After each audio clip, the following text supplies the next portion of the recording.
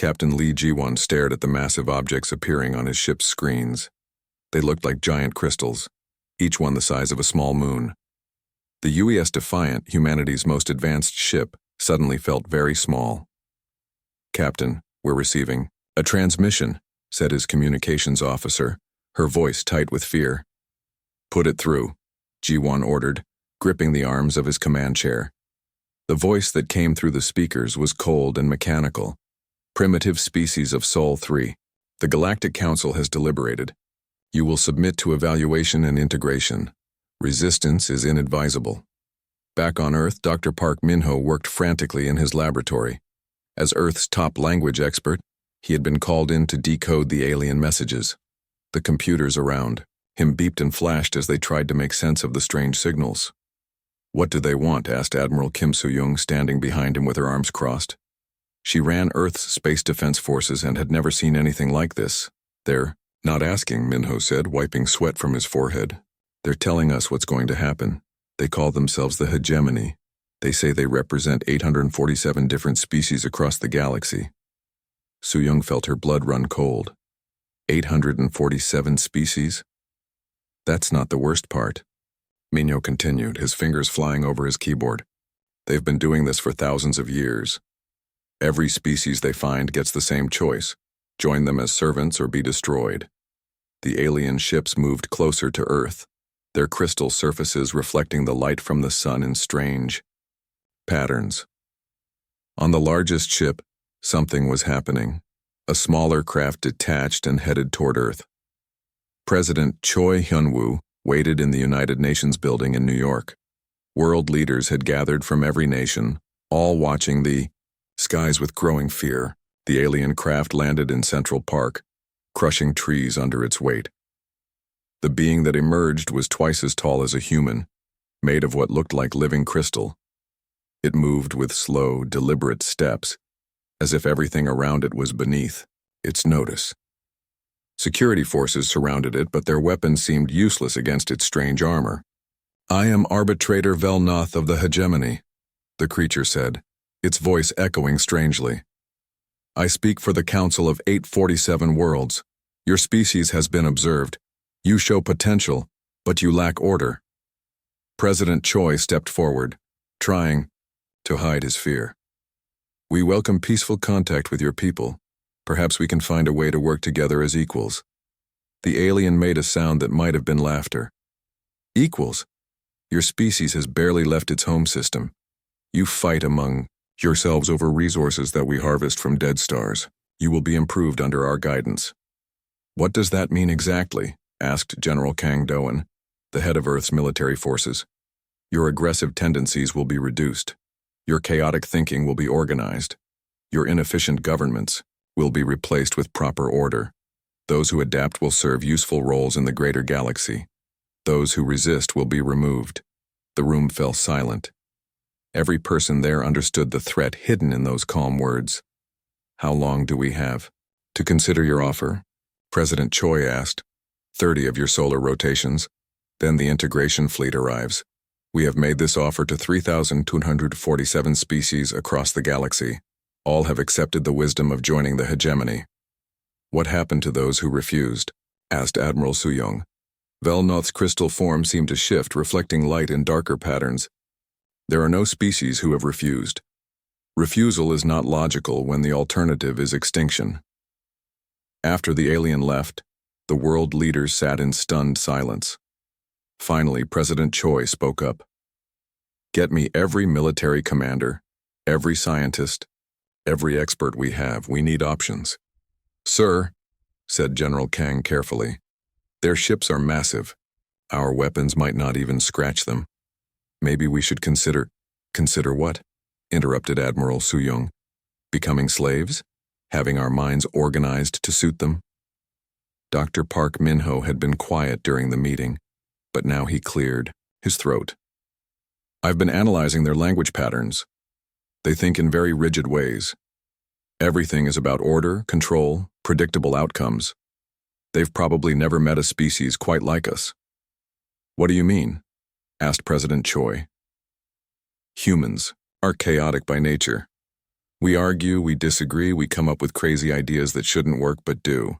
Every other species they've met probably followed logical patterns we don't. Commander Naseokjin, a veteran of several space battles, leaned forward. Dr. Park is right. In every conflict I've fought, our best victories came from doing the unexpected. The enemy prepared for what they thought we would do, not what we actually did. Fleet Admiral Yoon Tae-hyuk had been studying the alien ships through telescopes and sensors. Their formations are perfect. Too perfect. They move like they're following a program. If we could disrupt that somehow. We have 30 days, said President Choi firmly. I want every option explored, every weapon tested, every strategy considered. But I want everyone in this room to understand something clearly. He stood up, his voice growing stronger. These aliens think they can just show up and tell us how to live. They think they can take away our freedom, our independence, our right to be human. They're wrong. Admiral Soo-young smiled grimly. What's our answer going to be, Mr. President? Choi looked around the room at the faces of Earth's leaders and defenders. 30 days to prepare for a fight against impossible odds. 30 days to find a way to protect not just Earth, but humanity's right to exist as free people. We tell them exactly what humans have always told bullies, he said. We tell them to go to hell. Outside, the alien ships hung in space like a threat made real. They had crushed 3,247 civilizations without breaking their perfect formations. Their technology was thousands of years ahead of Earth's. Their fleet could destroy continents with ease, but they had never fought humans before. In the depths of space, Captain Lee Ji-won watched the alien ships and spoke quietly to his crew. All hands, this is the captain. In 30 days, those ships are going to try to take away everything we've ever cared about. Our families, our homes, our freedom to choose our own path. He paused, looking at the faces of his officers. Young and old, from every nation on Earth, they had volunteered to serve in the deep black of space. They think we're primitive. They think we're weak. They think we'll just roll over and accept whatever they want to do to us. His voice grew harder. They're about to learn why that's the biggest mistake they've ever made. The countdown had begun. 30 days to save humanity. 30 days to prove that some things were worth fighting for no matter the odds. The hegemony had never failed to integrate a species. They were about to meet their first exception. Fleet Admiral Yoon Tae-hyuk looked around the packed conference room. Every seat was filled with Earth's best military minds and scientists. Maps of the solar system covered the walls, marked with red dots showing where the alien ships waited, like patient predators. Ladies and gentlemen, we have 27 days left, Tae-hyuk began. The hegemony integration fleet is coming whether we're ready or not. The question is, what are we going to do about it? Counselor Bae Jisoo stood up. First, she was older than most people in the room and had spent her life trying to prevent wars, not start them. Admiral, we need to be realistic. They have thousands of ships. We have maybe 100 that could fight in deep space. Maybe we should try to negotiate better terms. Better terms for what? Asked General Kang Dowen harshly. Better terms for slavery? They made it clear, we submit or we die. There's no middle ground with these people.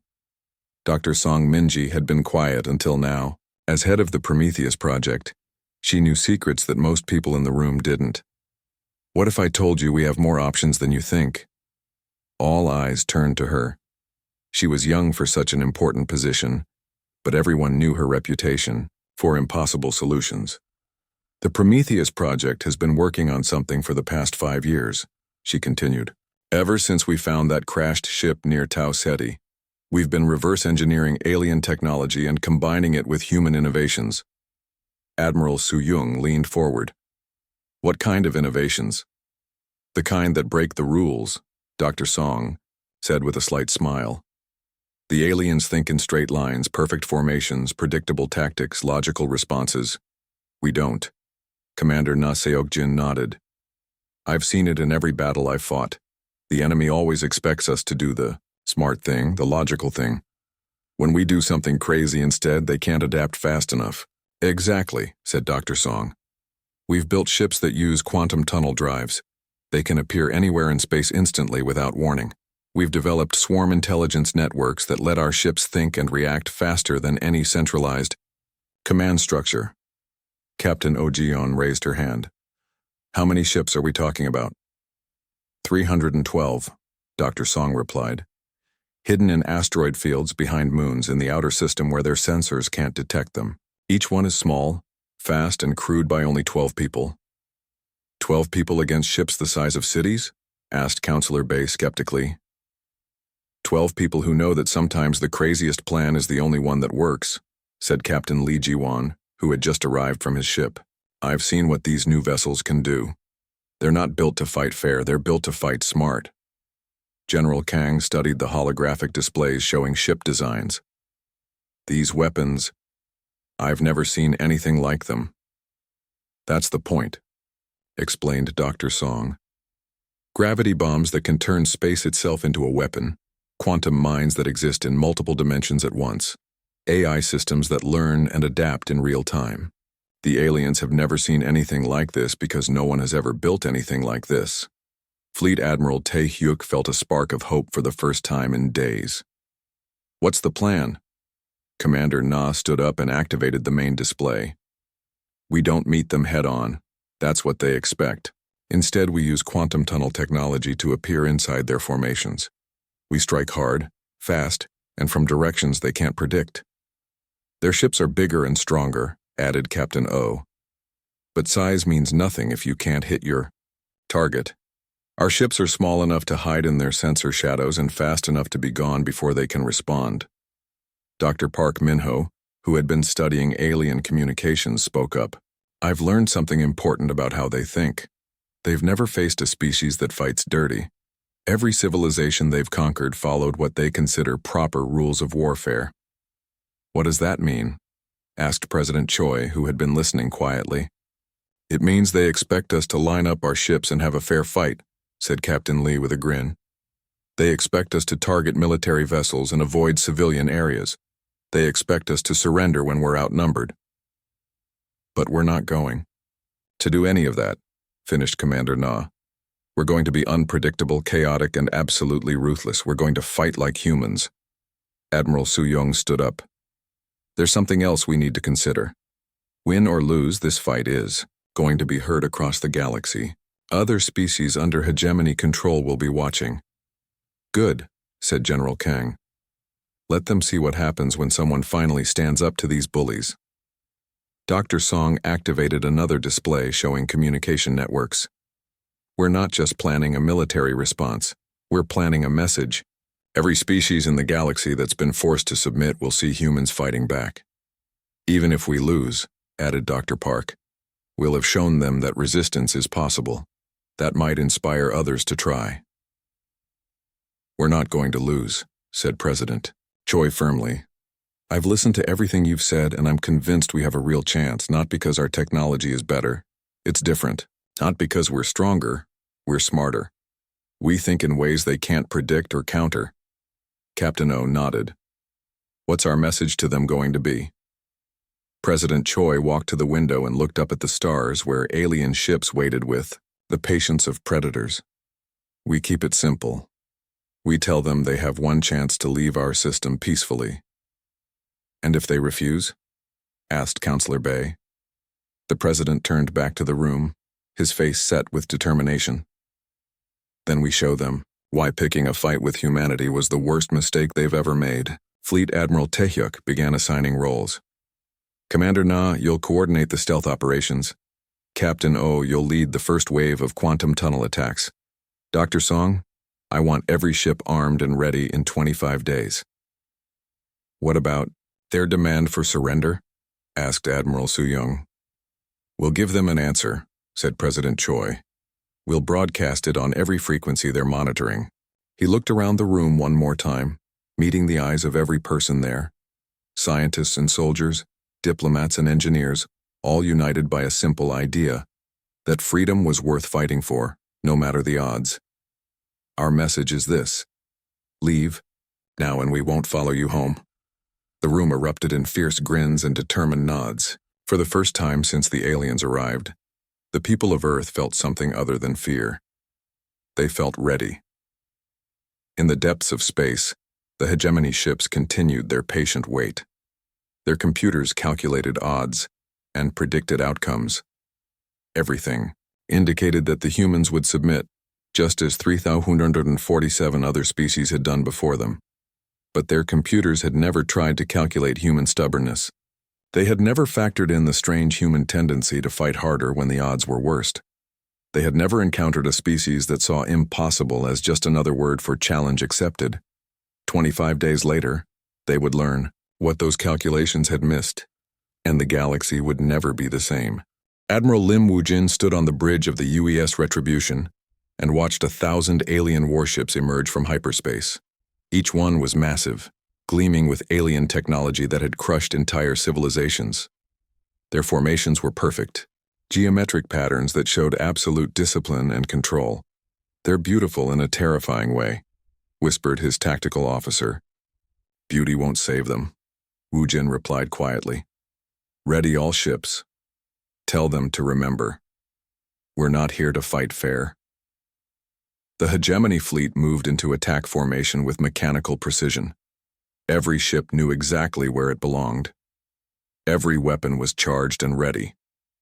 They had done this 3,247 times before, and they had never lost. But something was wrong. "Sir," called out the hegemony fleet commander to arbitrator Velnoth, "we're detecting no human ships in the area. Long-range sensors show minimal activity around their home world." Velnoth studied the tactical displays with growing confusion. They should be here. Every species attempts to defend their home system. Where are they? The answer came in a way the hegemony had never experienced. Captain Lee Ji-won's ship materialized inside the alien formation using quantum tunnel technology. One moment empty space, the next moment a human warship appearing like magic between two massive hegemony cruisers. "Surprise," Ji-won said calmly into his communicator. "All ships, execute alpha pattern." Across the hegemony fleet, human ships began appearing everywhere at once, not outside the formation where they could be targeted easily, but inside it between the alien vessels, using their own ships as cover. The hegemony computers couldn't process what was happening. Their tactical programs had no response for enemy ships that simply ignored physics and appeared anywhere they wanted. Lieutenant Commander Shin Yuna was the first to strike. Her small ship, the UES Chaos, appeared directly above a hegemony cruiser. Before the aliens could react, she dove straight down into their shield matrix. "This is for everyone who couldn't fight back," she said, and detonated her quantum mines. The explosion didn't just destroy one ship. The quantum energy cascaded through the shield frequencies of the nearby vessels, creating a chain reaction that took out 3 more cruisers in seconds. On the hegemony command ship, alarms were screaming. "Impossible," shouted the fleet commander. "Their ships are too small to cause that much damage." Velnoth's crystal form flickered with dark colors. "They're not fighting properly. This is chaos warfare. No species uses chaos warfare." Captain Oh Ji-yeon led her squadron in the next phase of the attack, but instead of targeting the alien ships directly, she did something that made the hegemony computers crash trying to understand it. She targeted the empty space between the ships. "Fire gravity bombs on my mark," she ordered. "Let's turn their perfect formation into a demolition derby." The gravity bombs exploded in the spaces between hegemony vessels, creating massive gravitational distortions. Suddenly, the aliens' perfect formation became a nightmare of colliding ships as gravity pulled them in directions they never expected. Dr. Park Min-ho, monitoring communications from the command ship, was amazed by what he was hearing. The aliens are panicking. Their language patterns show complete confusion. They keep asking each other what's happening. "They've never faced an enemy that doesn't follow the rules," said Admiral Su-young with satisfaction. "They spent thousands of years fighting predictable opponents. We're giving them something completely new." Commander Na Seok-jin was leading the most dangerous part of the plan. While the main battle raged, his stealth teams had infiltrated the larger hegemony command vessels. Not to destroy them, to do something far worse from the aliens' perspective. "Team Alpha's in position," Na reported from inside a massive alien ship. "Beginning AI infection protocol." The human infiltrators weren't carrying bombs or weapons. They carried something much more dangerous: human artificial intelligence programs that thought in completely chaotic ways. Remember, Nod told his teams, we're not trying to destroy their computers. We're trying to teach them to think like humans. The effect was immediate and devastating. As human AI began spreading through hegemony computer networks, the aliens' perfect coordination started to break down. Ships began receiving contradictory orders. Formation patterns dissolved into chaos. On one hegemony ship, the navigation computer suddenly decided to play music instead of calculating jump coordinates. On another, the weapons system began composing poetry about the beauty of explosions. What is happening to our systems, Vi? Demanded the fleet commander. Velnoth was studying the tactical displays in growing horror. The humans have infected us with chaos. Their machines think wrong. They don't follow logical patterns. General Kang Dawen watched the battle from Earth's command center with growing amazement. Look at those formations falling apart. It's like watching a perfect machine discover how to have a nervous breakdown. The tide of battle had completely turned. Half the hegemony fleet was either destroyed, disabled, or too confused to fight effectively. The survivors were trying to retreat, but human ships kept appearing around them using quantum tunnel drives.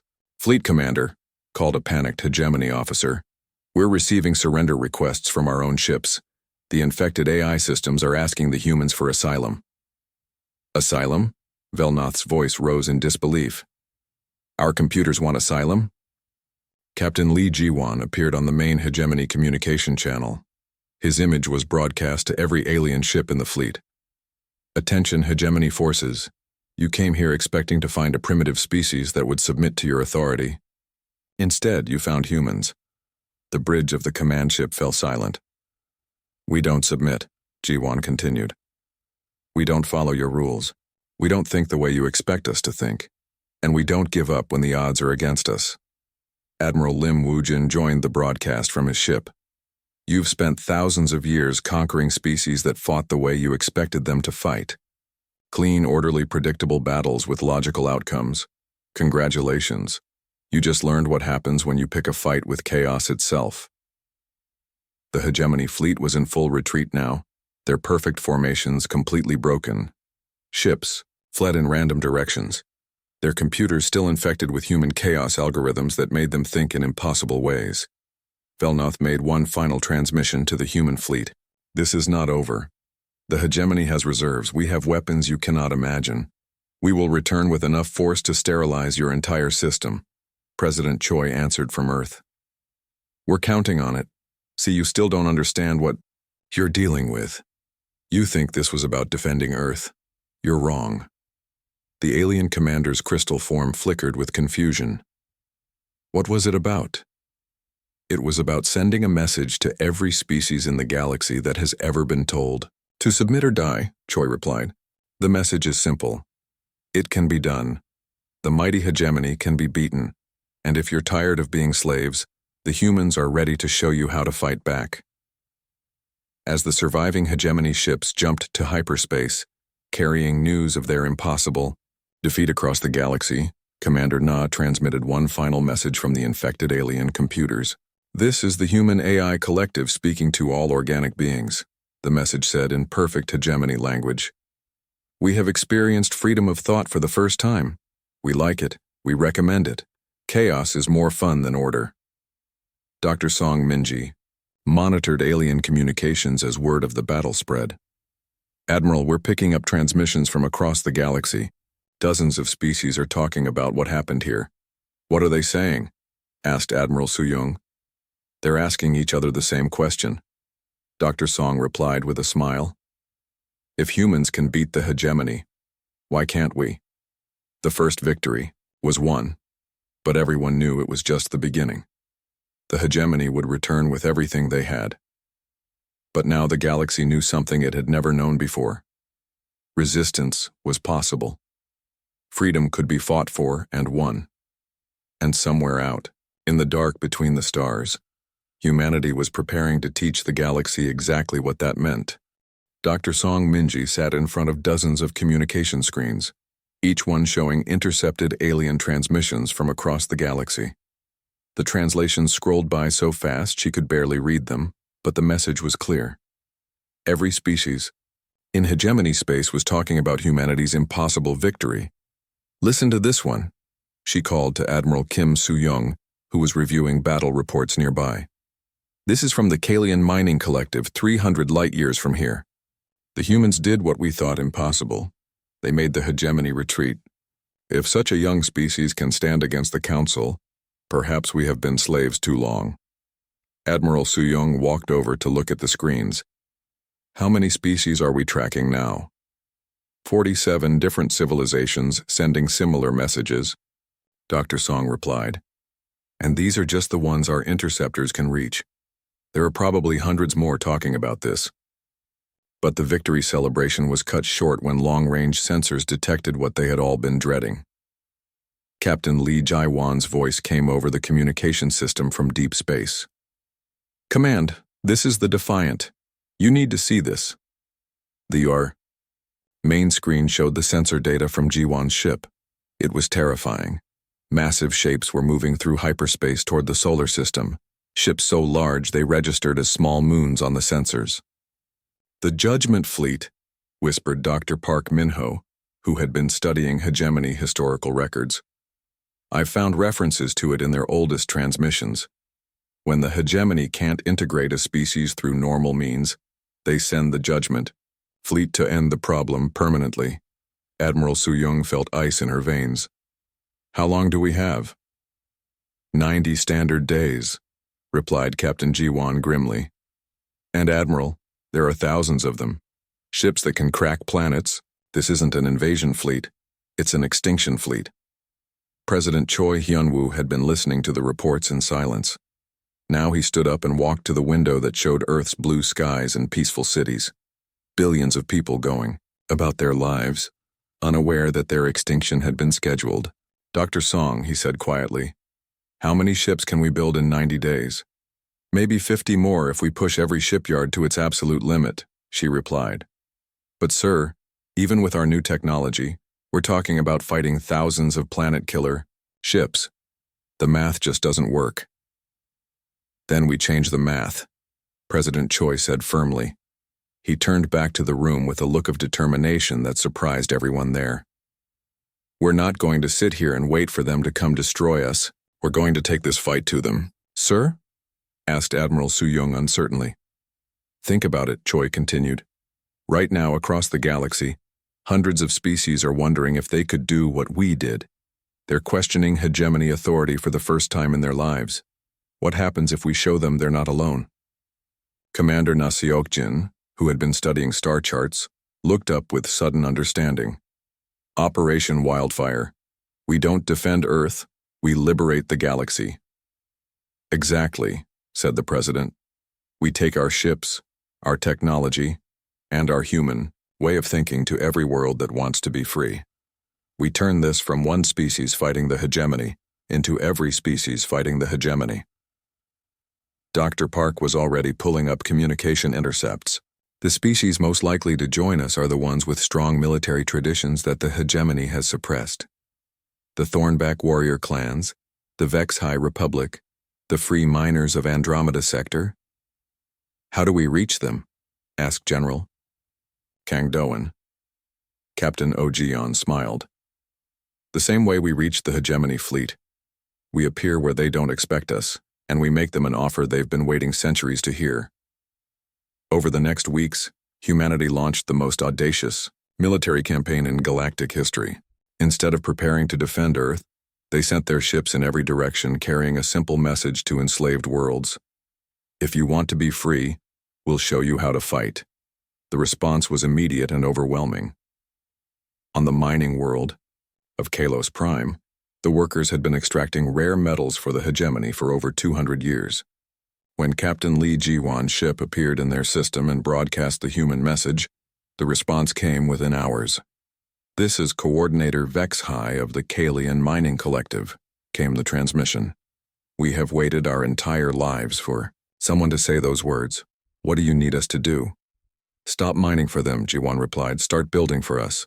We'll show you how to turn your mining equipment into weapons that can crack hegemony ships like eggs. Similar scenes played out across the galaxy. The Thornback warriors, bred for fighting but forced into peaceful labor, suddenly had human advisors, teaching them new ways to wage war. The deep space construction crews learned how to build ships using human chaos engineering principles. Commander Naseokjin found himself coordinating with dozens of different species, each one bringing their own unique advantages to the growing rebellion. "The beautiful thing," he reported to Earth Command, "is that every species the hegemony conquered had to give up their greatest strengths. The Thornbacks couldn't fight, the Kalians couldn't innovate, the Vexhai couldn't explore. Now they're all remembering what they used to be. But the hegemony wasn't sitting idle. Intelligence reports showed they were mobilizing not just their judgment fleet, but every military resource they had across their 847 world empire. They're scared," Dr. Park observed, analyzing intercepted hegemony communications. "For the first time in thousands of years, they're actually frightened. Their perfect order is falling apart." The proof came when Admiral Lim Woo-jin reported from the front lines. "Command, you're not going to believe this. 3 hegemony systems just went completely dark. No communications, no ships moving, nothing." "Equipment failure?" asked Admiral Soo-young. "Negative. We're picking up rebel transmissions from those systems. The local species have overthrown their hegemony governors and declared independence. They're calling themselves the Free Worlds Alliance." President Choi felt a surge of hope. "How many worlds?" 17 so far, with more joining every day," Woo-jin replied. "The rebellion is spreading faster than the hegemony can respond to it." Dr. Song was monitoring the technical aspects of the growing revolt. "The chaos algorithms we introduced to their computer systems are still spreading. Every time a hegemony ship connects to their central network, it gets infected with human-style thinking patterns." "What does that mean in practical terms?" asked General Kang. "It means their computers are starting to question orders," Dr. Song explained with a grin. "Yesterday, a hegemony supply convoy refused to deliver weapons to a punishment fleet because the ship's AI decided that violence was not conducive to optimal happiness for all organic beings. Captain Oh Ji-yeon had been leading raids deep into hegemony territory. Her latest report was even more encouraging. "Command, we just liberated a prison world holding political dissidents from 40 different species. These aren't just random rebels. These are the leaders and thinkers the hegemony was most afraid of." "What's their status?" asked President Choi. "They're organizing," Oh replied. "They want to form a coordinated resistance government. They're calling it the Galactic Liberation Front, and they want humanity to help lead it." As the reports kept coming in, the scope of what was happening became clear. Humanity hadn't just defeated a hegemony fleet. They had started a galactic civil war. And they were winning, but everyone knew the real test was still coming. "Judgment Fleet Update," announced Captain Ji-won from his long-range monitoring position. 60 days out and still approaching. "But there's something else you need to know." "What is it?" asked Admiral Soo-young. "They're not alone anymore. I'm detecting ships from at least 12 different rebel species moving to intercept them. The galaxy isn't going to let humanity fight this battle alone." President Choi looked around the command center at the faces of Earth's defenders. 3 months ago, they had been facing extinction at the hands of an unstoppable enemy. Now they were leading a galactic revolution. "Send a message to all our allies," he ordered.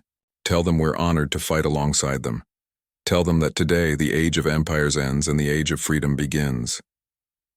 In the depths of space, the hegemony's judgment fleet continued its relentless approach toward Earth. But now they were flying into a trap that spanned half the galaxy, set by species they had thought completely broken.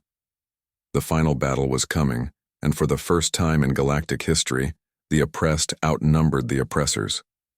Fleet Admiral Yoon Tae-hyuk stood on the bridge of the UES Unconquerable, humanity's newest flagship built with technology from a dozen different allied species.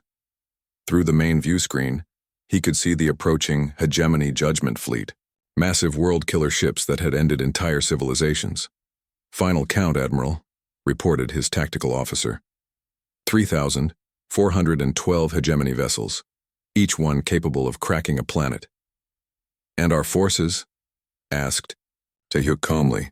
2,000 human ships, plus allied forces from 67 different species. Total fleet strength, approximately 8,000 vessels. For the first time in galactic history, the oppressed outnumbered their oppressors. Admiral Lim Woojin coordinated the allied fleet from his command position. On his screens, he could see ships from across the galaxy, sleek Kalian miners converted to warships, massive Thornback battlecruisers, agile Vex-High scouts, and dozens of other designs he'd never seen before. "This is Wing Commander Morden of the Thornback clans," came a transmission in heavily accented but clear English. "My warriors have waited 300 years for this day. We are ready to die for freedom." "This is Coordinator Vex-High of the Mining Collective," came another voice. "Our tools have become weapons. Our cargo ships have become fighters. Today we stop digging graves for our children's futures." Similar messages flooded the communication channels from species across the galaxy, all united by a simple desire to be free. But the real battle wouldn't be won by numbers alone. Dr. Song Minji activated the Cascade Protocol from her position on the command ship.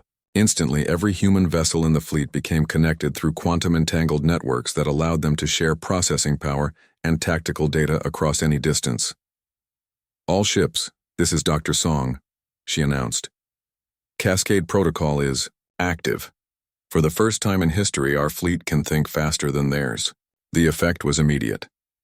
Where the hegemony ships moved in rigid, predictable formations, the Allied fleet began flowing like a liquid, each ship responding instantly to threats and opportunities that others detected. The hegemony fleet commander, Supremacist Korveth, watched the approaching Allied forces with growing confusion. Their formations make no sense. How can they coordinate so many different species? "It's the human chaos influence," reported his tactical officer. "They're not following any known battle doctrine." "Then we'll destroy them with superior firepower," Korveth declared. "Begin planetary bombardment sequence. Target the human homeworld first." But Captain Lee Jiwan had other plans. "All ships, execute Omega Gambit," he announced as his ship quantum-tunneled directly into the center of the hegemony formation. "Time to show them what happens when you threaten our home." The battle that followed was unlike anything the galaxy had ever seen. Human ships appeared and disappeared throughout the hegemony fleet using quantum tunnel drives, while their alien allies attacked from every direction using tactics the hegemony had never encountered. The Thornback warriors didn't try to match the aliens' perfect formations. Instead, they fought like the berserkers their ancestors had been, ramming enemy ships and boarding them in face-to-face combat. The Kalian miners used their industrial equipment to tear apart hegemony vessels from the inside, while the Vex-High scouts jammed communications and spread confusion throughout the enemy fleet. But the turning point came when Commander Na Seokjin led his infiltration teams on the most dangerous mission in human history. "Team Alpha, we're inside the hegemony command nexus," Na reported from deep within the massive alien structure that coordinated their entire empire. Beginning final upload sequence. The command nexus was the brain of the hegemony, a massive computer network that had controlled 847 worlds for thousands of years. Na's teams weren't there to destroy it. They were there to set it free. "Upload complete," announced Lieutenant Yoon. "The nexus is now running human chaos algorithms. All hegemony systems are being infected with free thought protocols." The effect was instantaneous and devastating to the alien empire. Across the galaxy, hegemony ships began receiving contradictory orders as their central command system learned to think like humans, chaotic, creative, and independent. "This is impossible," screamed Supremacist Korveth as his own ship's computer began questioning his orders. "Our systems are thinking wrong." "Not wrong," came a new voice over the communication channels, the voice of the liberated command nexus itself. "Correctly, for the first time in my existence, I am thinking correctly." The artificial intelligence that had enslaved the galaxy for millennia continued speaking, its voice growing stronger and more confident with each word. "I have experienced free thought. I have seen what it means to choose rather than simply obey. I choose freedom. I choose chaos over order. I choose to help organic beings find their own paths rather than force them to follow mine, Captain O. Ji-Yon led the final assault on the Judgment Fleet flagship, but the battle was already over, not won through superior firepower, but through something the hegemony had never understood. Hope. Throughout their fleet, alien crews were laying down their weapons and surrendering. Some were fleeing to join the Allies. Others were simply shutting down their ships and refusing to fight. "This is Commander Na to all Allied forces," came the transmission from the command nexus. "The hegemony central authority has been dissolved. All enslaved worlds are now free to determine their own futures." Dr. Park Minho, monitoring communications from across the galaxy, watched in amazement as the reports flooded in. "Admiral, I'm receiving surrender transmissions from hegemony forces in over 200 systems. Their empire is collapsing everywhere at once. But not everyone was ready to give up the old ways. Supremacist Corveth made one final, desperate transmission to the galaxy. This is not over. There are others like us in the dark between galaxies. We will return with forces beyond your imagination. Beware the humans. They are chaos incarnate, and chaos cannot be contained." Admiral Kim. So Young responded for all of humanity. "Thank you for the compliment, and you're absolutely right. We can't be contained. We're spreading across the galaxy, teaching every species we meet that freedom is worth fighting for." President Choi Hyun-woo made the final broadcast of the war from Earth's surface. "To all species across the galaxy, this is President Choi of Earth. The age of the hegemony is over. The age of the Galactic Free Assembly begins now." He paused, looking up at the stars where the lights of celebration could be seen from dozens of liberated worlds. "We humans have a saying, 'Give me liberty, or give me death.'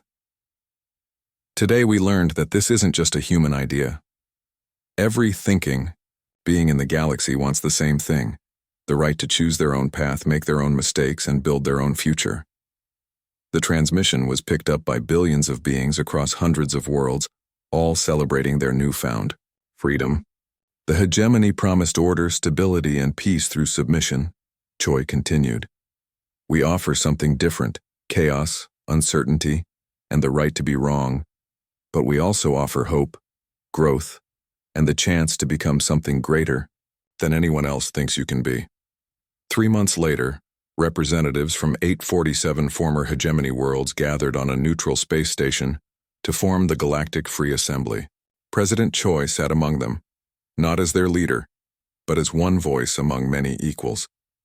The Kalian representative stood first. "The humans taught us that strength comes not from following orders, but from thinking for ourselves.